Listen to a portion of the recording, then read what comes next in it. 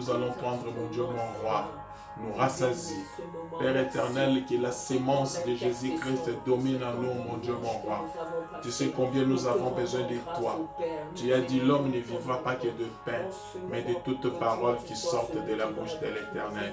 Parle, oh, enseigne-nous. Papa, nous avons besoin de réponses dans nos difficultés, dans nos situations. Mais c'est toi qui es Dieu. Aime chacun de nous ici présents. Aime-nous. Glorifie chacun afin que nous te glorifions aussi par le nom puissant de Jésus-Christ. Car c'est à toi qu'appartiennent le règne, la puissance et la gloire pour les siècles des siècles. Amen. On peut acclamer le Seigneur. Amen. Nous allons partager sur un verset que le serviteur Israël, de son passage ici à Gilgal, Île-de-France, avait reçu pendant que nous étions en train de prier ici, pendant que nous étions en train d'adorer le Seigneur. Il avait reçu ce partage et c'est ce que j'aimerais que nous puissions encore partager aujourd'hui. Donc, frère Hervé, tu peux nous lire Marc chapitre 4, versets 26 à 29. Marc chapitre 4, 26 à 29. Marc chapitre 4, versets 26 à 29, je lis au nom de Jésus. Amen. Il dit encore, il est du royaume de Dieu comme quand un homme jette de la semence en terre. Qu'il donne ou qu'il veille, nuit et jour, la semence germe et croît, sans qu'il sache comment. La terre produit d'elle-même, d'abord l'herbe, puis l'épi, puis les grains, tout formé dans l'épi. Et dès que le fruit est mûr, on y met la faucille, car la moisson est là. Amen. Amen. Merci, frère Hervé. Dans ce verset, donc, on nous dit qu'il en est du royaume comme d'un homme qui sème. Il jette sa semence, mais on nous dit que cette semence croît, que cet homme-là veille ou qu'il dorme, cette semence grandit, elle produit du fruit, des épis, et ensuite on vient pour l'accueillir. Ce verset m'a vraiment beaucoup touché, parce que Dieu, lorsque le Seigneur œuvre, lorsqu'il commence une œuvre en nous, il la commence d'une manière parfaite. Le travail que Dieu fait est un travail parfait. Il y a un verset qui dit « Ce que Dieu fait est parfait. Il n'y a rien à y ajouter, il n'y a rien à retrancher. » Et j'ai aimé quand le serviteur Israël a donné ce verset, parce que ce verset-là me consolait par rapport à la cellule Gilgal Île-de-France.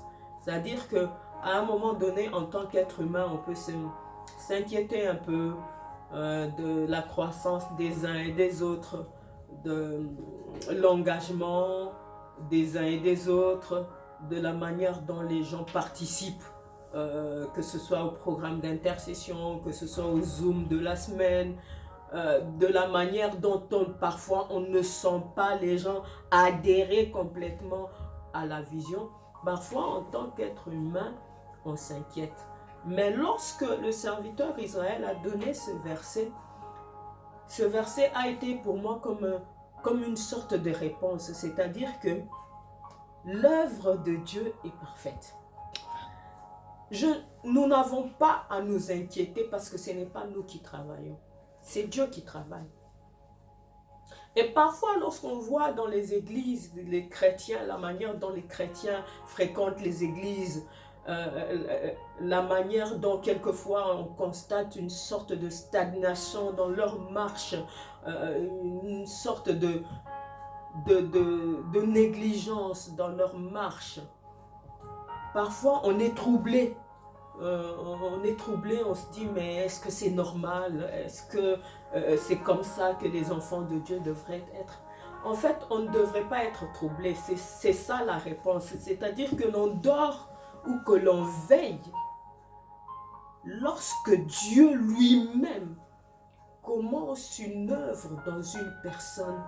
Cette œuvre croît, elle produit des épis, elle avance et nous constatons ce progrès, nous constatons cette croissance. C'est un exemple que je donne souvent, parce qu'en tant que femme, c'est un exemple parlant.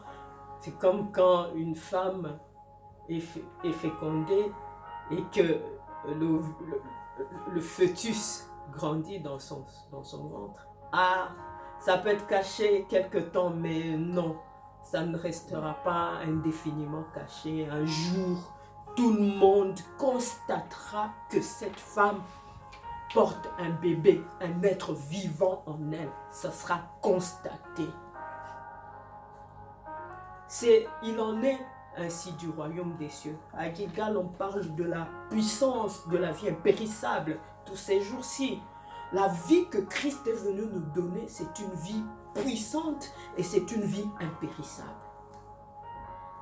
Elle suffit à elle-même à changer nos vies. Elle suffit à elle-même à produire le désir, la soif, la puissance capable d'impacter d'autres vies. Elle suffit à elle-même à nous maintenir dans une certaine passion, dans un certain désir de servir le Seigneur. Non pas avec de la fidélité, de la négligence, avec de l'imperfection, mais elle suffit à elle-même à nous emmener à désirer la perfection, parce que les choses qui concernent le royaume des cieux sont des choses parfaites. Il n'y a aucune chose imparfaite dans le royaume des cieux. Tout est parfait, tout est en ordre. C'est à ça que Dieu nous appelle. Et ce Dieu-là en qui nous avons cru, ce Dieu-là qui nous appelait dans Gilgal, Île-de-France, ce Dieu-là qui nous avait parlé au début de Gilgal, disait et avait montré une vision du sable au bord de la mer. Le sable fin. Vous voyez tous, ceux qui ont déjà été à la plage savent, ceux qui n'ont pas été à la plage voient des images d'un sable blanc très fin au bord de la mer. Et une image de deux mains qui prelevaient un peu de ce sable et qui le posaient sur du papier blanc. C'était juste une petite portion de sable. C'est ça la vision. Parmi l'une des grandes visions au début de Gilgal, il y avait cette vision-là. Quelle est-elle?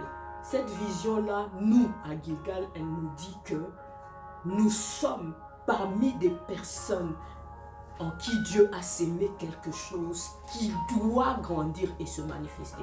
Tous ceux qui seront connectés à cette alliance, tous ceux qui viendront dans cette alliance, cette chose croîtra. Que l'on dorme ou que l'on veille, elle se manifestera. Parce que celui qui l'a semé est parfait et c'est celui qui le fera. Et nous croyons en ça. Parce que nous croyons en ça, je voudrais être comme notre conducteur, le pasteur Bailan, pouvoir dire que nous ne sommes pas dans l'évangile qui doivent forcer les gens. Non. Nous ne serons pas dans l'évangile qui doit forcer les gens. Nous ne serons pas dans l'évangile qui doit courir derrière les gens. Nous sommes dans l'évangile qui doit évangéliser les païens. Oui. Nous sommes dans l'évangile qui doit gagner des gens pour Christ. Oui. Mais pour ceux qui disent qu'ils servent Dieu, nous estimons qu'on ne peut pas être tout le temps derrière une personne qui elle-même dit qu'elle veut servir le Seigneur. Si la semence du royaume de Dieu est dans cette personne, si cette vie impérissable est en elle, cette personne va nous étonner. Et en fait, c'est elle qui va nous drainer, c'est elle qui va nous réveiller. Et ce sont de telles personnes que Dieu a promis au début de Gilgal de nous envoyer. Et je crois que le Seigneur qui a donné ce verset veillera à l'accomplir. Que nous dormions ou que nous veillions, la semence dans ces personnes-là, ce désir, cette soif de servir Dieu, nous la verrons. Et nous célébrerons Dieu par ce que nous verrons. Le frère Hervé peut nous lire aussi Marc 4. C'est le même chapitre, un peu plus bas, du verset 30 au verset 32. Marc chapitre 4, du verset 30 au verset 32. Je lis au nom de Jésus. Amen. Il dit encore, à quoi comparerons-nous le royaume de Dieu? ou par quelle parabole le représenterons-nous? Il est semblable à un grain de sénévé qui, lorsqu'on le sème en terre, est la plus petite de toutes les semences qui sont sur la terre, mais lorsqu'il a été semé, il monte, devient plus grand que tous les légumes et pousse des grandes branches, en sorte que les oiseaux du ciel peuvent habiter sous son ombre. Amen. Amen. Il en est de même du royaume des cieux. C'est comme le grain de sénévé. C'est le plus petit des grains. Mais le royaume des cieux, ce n'est pas un petit grain. C'est quelque chose d'impérissable, de puissant et de grand.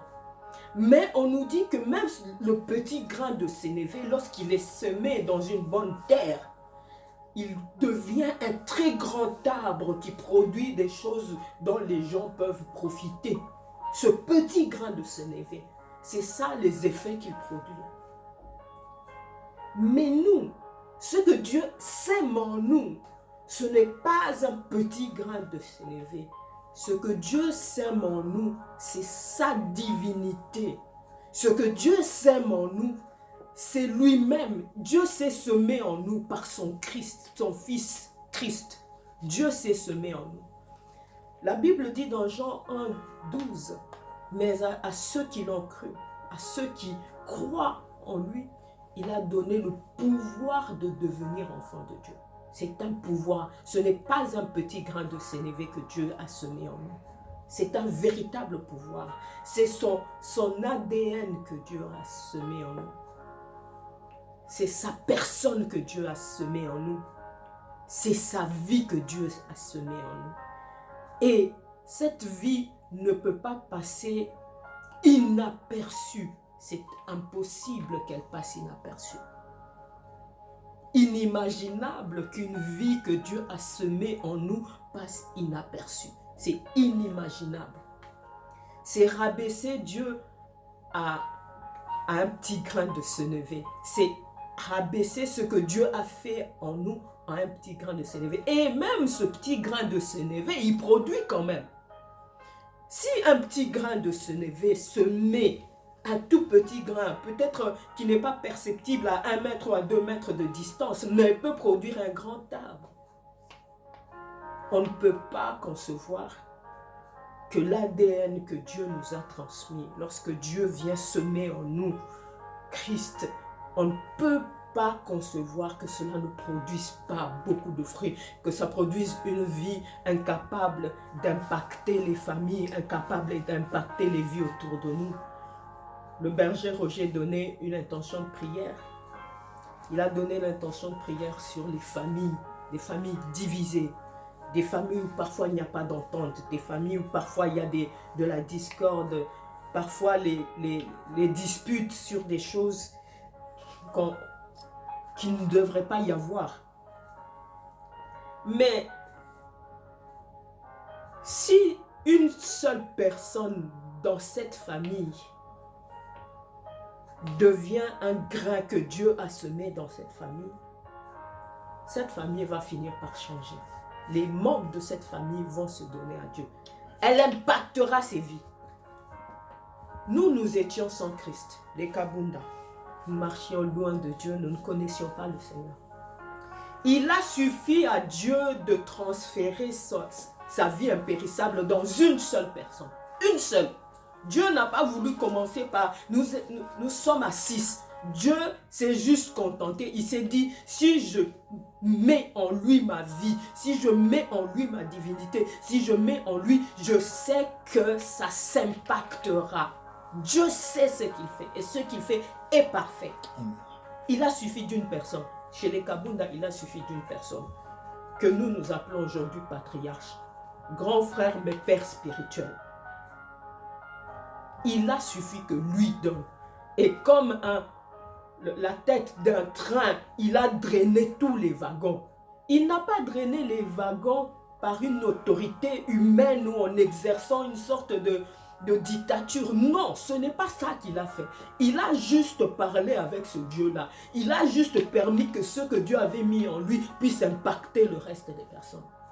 Comment expliquer qu'aujourd'hui dans les familles, il y ait un membre qui se convertit. 2 ans, 3 ans, 4 ans, 10 ans. Il reste seul. Il va à l'église seul. Personne ne le suit. Aucun des membres de sa famille ne le suit. Non, il n'y a pas encore la vie de Dieu en lui. C'est impossible. Crois au Seigneur. Tu seras sauvé, toi et toute ta famille. Tu peux même être le cadet de ta famille. Moi, je connais des témoignages où c'est le cadet qui se convertit. Mais la vie impérissable de Dieu s'est tellement manifestée en lui que tous les membres de la famille ont été bouleversés. Même les parents ont été bouleversés. Moi, j'ai vu ça. Moi, j'ai vu ça. La vie que Dieu nous donne, ce n'est pas une vie qu'on peut comparer à quoi que ce soit ici sur la terre. Jamais. Jamais. Celui en qui Dieu a semé sa semence doit croître. Si au moment où nous partageons, tu te rends compte que ça fait 2 ans que tu es la même personne, 3 ans que tu es la même personne, que les mêmes dons se manifestaient, que tu n'as pas cru spirituellement, que tu n'as pas vu de nouvelles choses bouger en toi, que tu ne sens pas de nouvelles choses venant de Dieu se manifester en toi, tu as un problème. Revois ta manière de chercher Dieu. La particularité du royaume des cieux, c'est qu'il s'agrandit, il croît. Il ne peut en aucun cas rester stagnant. Jamais, jamais. Parce que la nature nous enseigne que ce qui ne grandit pas dépérit. Toutes les espèces animales qui ne se multiplient pas sont en voie d'extinction, comme on dit. Tu ne te multiplies pas, tu t'éteins jusqu'à disparaître. Tu ne crois pas spirituellement, tu es en train de régresser. Il n'y a pas d'à peu près. La puissance de la vie impérissable que Dieu nous donne, elle est tellement riche que tu ne peux pas dire que non, voilà, depuis un certain nombre d'années, je vis les mêmes choses, c'est normal. Non, ce n'est pas normal. Ça voudrait dire que Dieu n'a plus rien dans son magasin à te donner. Quelle aberration. Dieu manquant des choses à nous donner. C'est la chose la plus absurde que j'ai entendue. Dieu aura toujours des choses à me communiquer, à te communiquer. Il en aura toujours. Toujours Dieu en aura. Et chaque jour qui passe, je ne sais pas combien d'années Dieu me destine à vivre. Mais jusqu'à ma mort, Dieu me communiquera des choses et Dieu me changera année après année. Dieu ajoutera des choses dans ma vie année après année parce que je suis amené à croître en tant qu'enfant de Dieu jusqu'à ce que Jésus revienne. Les temps que nous vivons sont très mauvais. Je crois que vous regardez ce qui se passe au Moyen-Orient. Jésus est à la porte, bien-aimé. Peut-être que ce n'est pas au moment où nous vivons qu'il reviendra. Peut-être ce sera au moment où nos enfants vivront qu'il reviendra. Je ne sais pas, peu importe ce qui peut se passer. C'est que si la vie de Dieu en moi n'est pas suffisamment puissante, je ne pourrai pas non plus bien la transmettre à mes enfants. Si moi, aujourd'hui, ma vie chrétienne stagne, qu'est-ce que je communiquerai? Qu'est-ce que je communiquerai à mes fils? Qu'est-ce que je communique aux gens qui sont avec moi? Aux personnes qui me fréquentent? Qu'est-ce que je communique? Qu'est-ce que je communique d'extraordinaire? Nous sommes appelés à impacter. La vie de Dieu impacte. Nous, à Gilgal, nous parlons beaucoup d'impactation. Nous parlons beaucoup d'impactation. Nous n'en parlons pas en vain. Nous en parlons parce que nous avons vu l'impact que nos pères ont eu sur nous. Nous avons vu l'impact que nous-mêmes nous avons eu sur les personnes. Et ces personnes en parlent. Ce n'est pas, nous ne voulons pas, sans fausse modestie, dire que voilà, nous sommes ceci. Mais nous avons des témoignages des gens qui disent, maman, tu m'as impacté. Maman, ce que je suis, c'est toi. Nous avons ce témoignage. Maintenant, je te parle à toi qui nous suis. Qu'est-ce que tu attends pour impacter autour de toi, dans ta famille? Combien d'années tu as prié pour que les membres de ta famille soient sauvés? Est-ce que tu ne penses pas que c'est le moment de te dire que parce que j'ai prié beaucoup d'années, il y a peut-être quelque chose que je ne fais pas bien pour qu'il soit sauvé. Ou peut-être il y a certaines choses dans mon comportement qui les endurcit. Il y a une certaine manière de me comporter qui fait qu'ils se disent « Ah, moi, je peux pas prier avec eux parce qu'ils sont comme ça. Je ne peux pas prier avec eux parce que, voilà. » Tu continueras de prier pour le salut des membres de ta famille jusqu'à quand? Si toi-même, tu ne vis pas cette vie puissante de Dieu qui se transmet à eux, qui les impacte, qui les change, pour qu'eux aussi soient sauvés et deviennent des enfants de Dieu. Je veux bien que nous prions pour le salut des membres de nos familles. Je ne dis pas que nous ne devons pas prier, je dis que nous devons prier. Mais je dis que Jésus veut que nous impactions. Nous allons lire pour cela Luc chapitre 10, le verset 1. Luc 10, 1.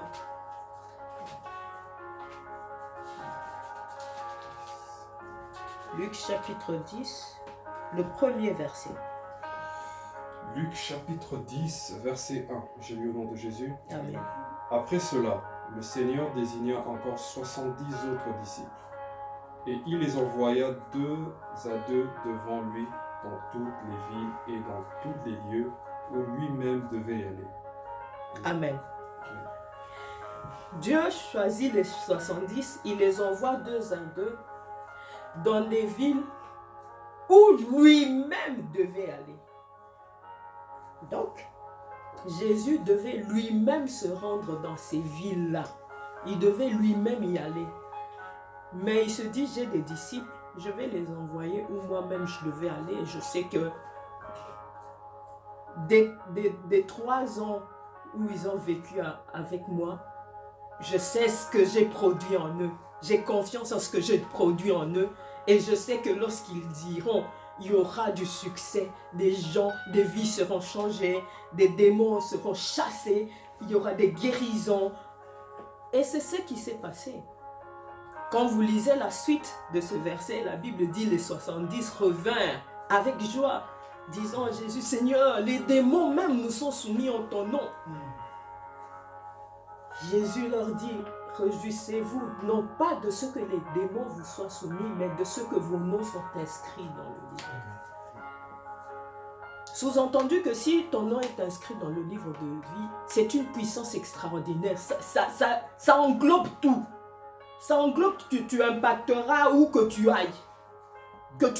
Et parfois même que tu le veuilles ou pas, tu impacteras. Parce que parfois, il y a ce témoignage muet, les gens te regarderont seulement ta manière de vivre et ils seront impactés. C'est très puissant. Donc Jésus les envoie là où lui-même devait aller. Jésus m'envoie et t'envoie là où lui-même doit aller, dans ce monde. Jésus est présent dans ce monde par toi, par moi. Tu es le royaume des cieux, je suis le royaume des cieux. Là où je travaille, je dois pouvoir d'une manière ou d'une autre impacter les gens. Ils doivent se dire, non, elle est quelque chose, il est quelque chose. Dans ma famille, je dois pouvoir impacter. Il faut parfois arrêter cette histoire-là de nul n'est prophète chez soi. Si c'est vrai, alors je ne comprends pas. Je ne peux pas expliquer comment notre frère qui s'est donné au Seigneur a fait, par lui, nous tous, on s'est donné au Seigneur. Tu dois être un prophète chez toi. Tu dois être un prophète chez toi.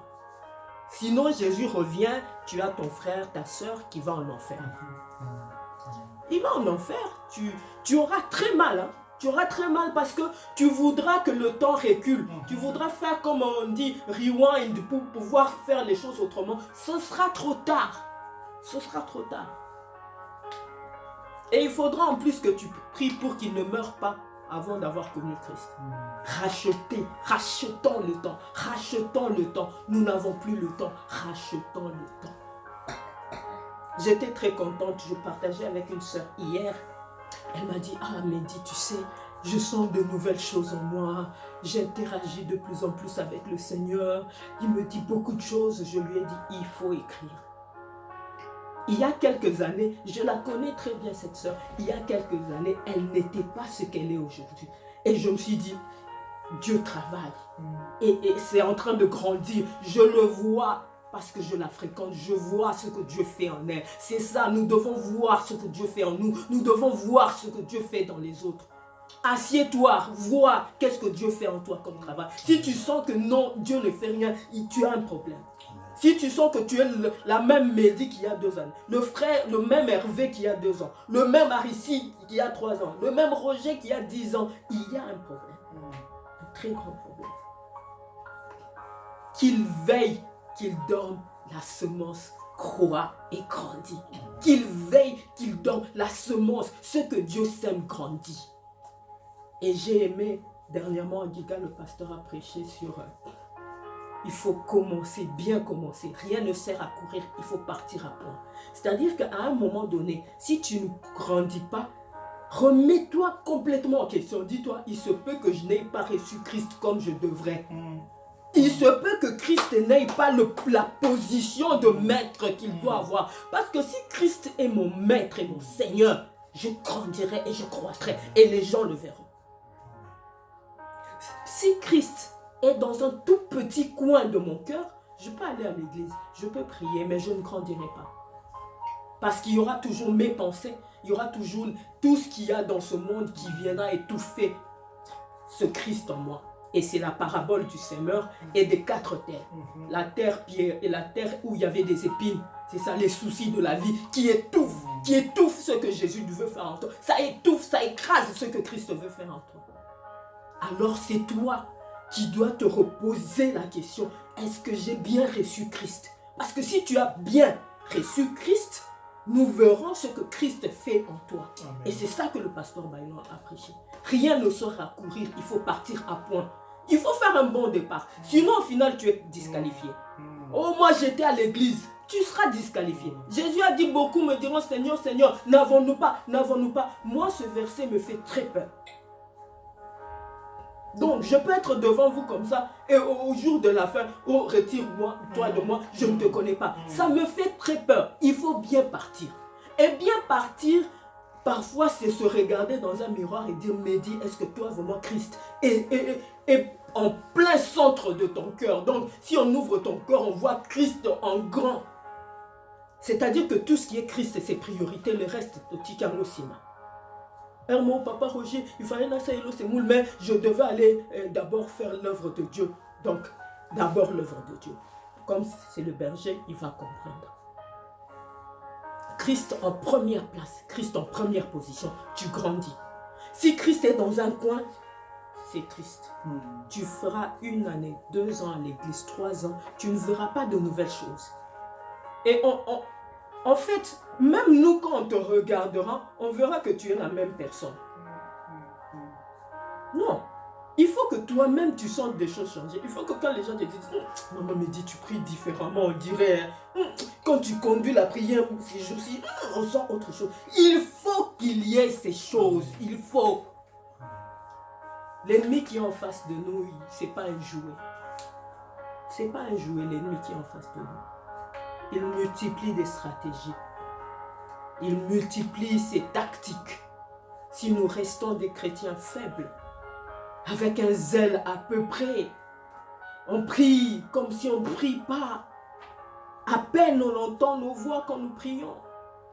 Ça va être compliqué. La Bible dit Jésus a présenté des prières avec grand cri et larmes à celui qui pouvait le sauver. Jésus a crié, moi je vais prier en balbutiant. Lui, il a crié. Et moi, je vais prier et on n'entend pas ma voix. Nous devons revoir notre manière de marcher. Nous devons complètement revoir ce que nous devons faire. Moi, je sais ce que Dieu nous a dit au début de Gilgal. Je sais que Dieu va nous donner des personnes qui feront des choses extraordinaires. Je le sais. Parce que j'ai vu ce que Dieu a fait avec nous. Pendant ces 30 ans, j'ai vu 33 ans, j'ai vu de mes yeux ce que Dieu a fait. Je sais que ce Dieu fait de grandes choses. Mais toi, Est-ce que tu as véritablement ce Dieu-là? Est-ce que le royaume des cieux est en toi? Est-ce que Jésus, tu sens Jésus bouillonner en toi pour vouloir faire des choses? Est-ce que tu sens Jésus te dire, mais dis, mais non, ici tu dois faire ça, mais dis, il faut que tu transmettes ça, mais dis, est-ce que tu le sens constamment, tous les jours? Est-ce qu'il vit? Est-ce qu'il bouillonne en toi comme une femme enceinte? Le bébé bouge, on voit même comment son ventre, lorsque le bébé fait un coup, on voit le ventre se distendre et on voit qu'il y a une vie. Il y a même des animaux que Dieu a dotés d'un instinct extraordinaire. Les éléphants, par exemple, lorsqu'une femme commence une grossesse, ça peut être même qu'elle ne sait pas qu'elle est enceinte. On dit toutes les mères éléphantes viennent vers elle. Elles perçoivent de manière instinctive cette vie qui est dans cette femme. C'est un phénomène extraordinaire et qu'on ne peut même pas expliquer scientifiquement. Mais c'est-à-dire que les animaux, Dieu les a dotés d'instincts, je ne sais pas comment dire. Mais si les animaux peuvent percevoir cette vie-là, comment expliquer que aujourd'hui, nous, les enfants de Dieu, c'est comme si Christ ne vivait pas en nous. C'est comme si on n'avait pas de Dieu. Et lorsque je parle, bien aimé, je ne veux pas parler de choses matérielles. Le matériel restera. Je parle des vies que nous devons impacter. Je parle des gens que nous devons arracher d'entre les mains du diable. Je parle des gens à qui nous devons proclamer le salut. Je parle de nous-mêmes, les choses que nous vivons avec Dieu. Les communications divines, les messages que nous recevons, les grâces de Dieu que nous recevons. C'est de ça que je parle. Je ne suis pas du tout dans le matériel. Je ne suis pas dans le matériel. Nous devons vivre ces choses. Dieu nous destine à vivre ces choses. Et ici, à Gilgal, Île-de-France, je souhaiterais que nous vivions ces choses. Et pour finir, je voudrais que nous lisions Hébreux chapitre 6, 7 à 12. Hébreux chapitre 6, 7 à 12.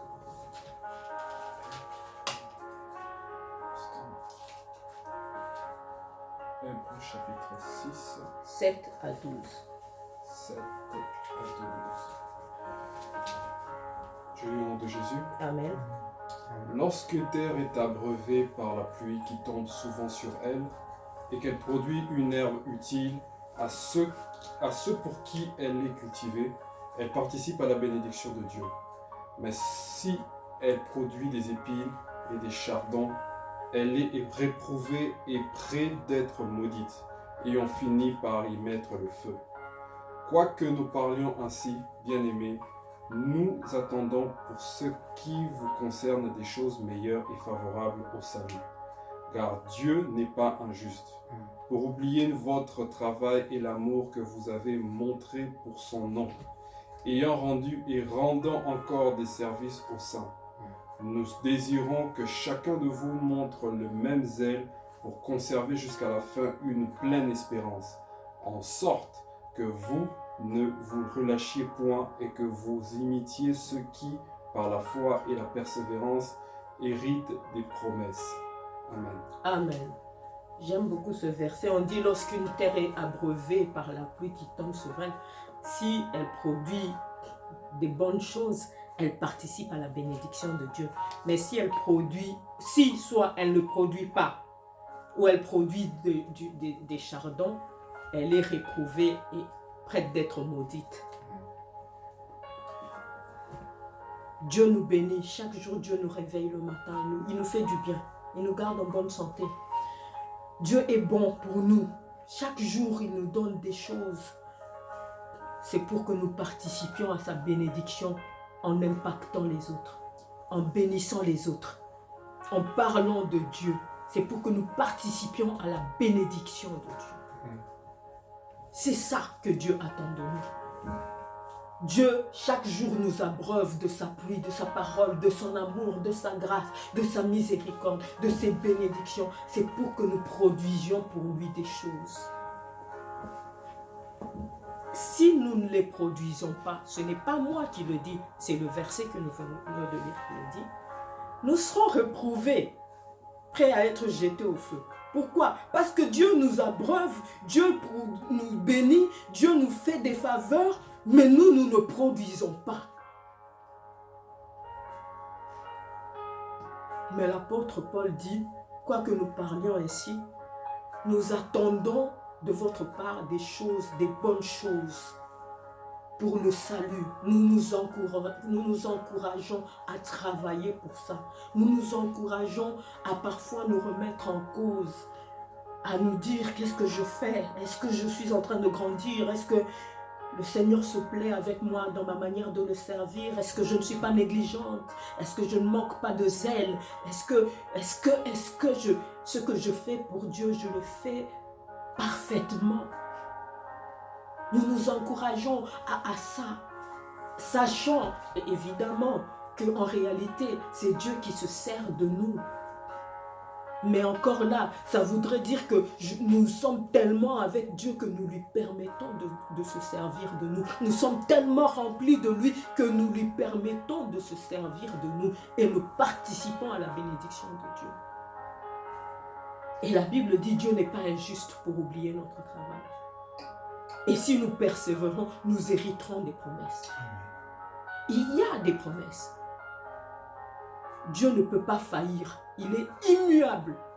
Dieu est immuable et Dieu est fidèle. Il ne faillit pas. C'est à ça que Dieu nous appelle. Gilgal, c'est à ça que Dieu nous appelle.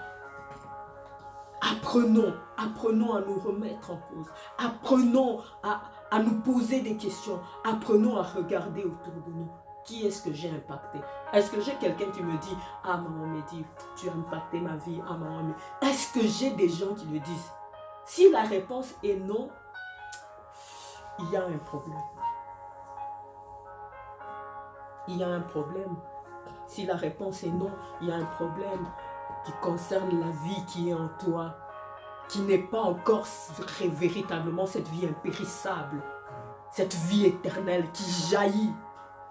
Jésus a dit, ceux qui croient en moi, des fleuves d'eau de vie jailliront de leur sein. Et j'aime ce verset, ce passage d'Ézéchiel où il voyait un fleuve qui jaillissait du trône. Que dit la Bible? Que tous les arbres, toutes les plantes qui étaient au bord de ce fleuve vivaient, donnaient leur... Nous sommes comme ce fleuve qui sort de Dieu. Nous devons produire la guérison. Nous devons produire la vie là où nous sommes. Nous devons exsuder la vie. Nous devons l'exsuder. C'est à ça que Dieu nous appelle. Nous, du moins nous à Gilgal, c'est à ça que Dieu nous appelle. Et nous prions pour ça. Et nous cherchons Dieu pour ça. Et j'aimerais que nous puissions prier. Je ne sais pas ce qui t'a interpellé dans cette petite exhortation. Prions pour que nous soyons ce fleuve. Le monde se meurt. Les gens autour de nous, dans nos familles, nos amis, nos collègues, des gens sont loin de Dieu. Ils s'en vont tout droit en enfer. Sont captifs entre les mains de l'ennemi. Le Satan les tient entre ses mains. Que faisons-nous? Jésus a envoyé les 70 là où lui ne pouvait pas aller. Jésus t'envoie et il m'envoie là où lui ne peut pas aller. Ici dans ce monde, Jésus m'envoie parce qu'il sait que je suis là et par moi il peut toucher des vies. Prions, bien-aimés. Je ne sais pas comment cette parole t'a touché. Je ne sais pas comment cette parole t'a interpellé. Mais que Dieu te fasse grâce, qu'il me fasse grâce pour que nous soyons vraiment ces peuples qui va impacter le monde. Que nous soyons ce peuple qui va changer des vies. Oh Père, je viens t'élever. Merci de ton appel, Seigneur, dans ma vie. Merci parce que j'étais loin de toi. Je marchais loin dans ce monde, loin de toi, Seigneur. Dans les choses inutiles, vaines, oh Seigneur, dans ma manière vaine de vivre que j'ai hérité de mes pères. Mais lorsque le temps, le moment est venu, tu as par ton fils, Seigneur, par mon frère, tu t'es révélé à Babylone. Et par lui, tu nous as touchés, tu m'as touché, tu es venu vers moi pour que je sois une personne, pour que je représente ton royaume, pour que cette vie impérissable, cette vie éternelle que tu m'as donnée puisse impacter les vies des gens, qu'elle impacte ceux qui qui sont près de moi, qu'elle impacte ceux qui me fréquentent, qu'elle impacte ceux que j'encadre, qu'elle impacte Kigali de France, qu'elle impacte les personnes qui me connaissent, Seigneur. Cette puissance de la vie impérissable, qu'elle agisse dans nos vies, Seigneur. Oh, je te prie, Père, que tu te serves de moi. Oh, je te prie, Père, que tout ce qui constitue un obstacle, Père, que tout ce qui constitue une barrière à ce que je peux communiquer tombe, Seigneur. Que tout ce qui constitue un obstacle qui peut m'empêcher de te servir comme tu le veux tombe, mais que tu nous fasses grâce. Qu'ici à Gilgal, Île-de-France, que nous impactions, que